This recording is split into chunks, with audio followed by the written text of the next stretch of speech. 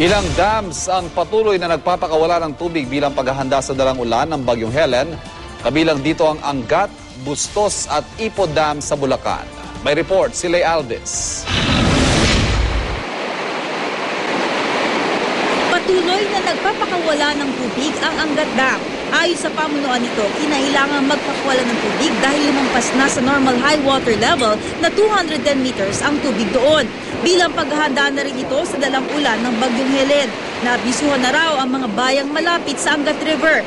Kailangan natin magpawala ng tubig mula dun sa Angat Dam natin kasi yung halos 2 linggo na pag-ulan na dulot ng habagat, lahat ng tubig na dinala niya dito sa watershed ng Angat Dam ay inaipon. Tapos ngayon may padating meron ng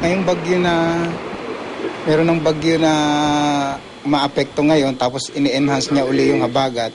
Kailangan nating maglagay ng ibalik sa normal high water level yung ating dam para naman kung ano man yung tubig na dala-dala nung panibagong weather system na to ay meron naman tayong paglalagyan. Back to normal naman ngayon ang water level sa La Mesa Dam na nasa 79.21 meters. Pero hindi pa rin ito nalalayo sa spilling level ng dam na 80.15 meters. Sa Isabela, nagpakawalan na rin ng minimal na dami ng tubig ang Magat Dam. Nasa 190.32 meters ngayon ang water level sa dam. Ilang metro na lang bago umabot sa spilling level na 193 meters. Base sa datos na Pag-asa, ang Angat at Magat Dam lang ang mga pangunahing dam sa Luzon ang lumampas sa kani-kanilang normal water level. Pawang nasa normal level naman ang tubig sa Ipo, La Mesa, Ambuklao, Binga, San Roque, Pantabangan at Caliraya.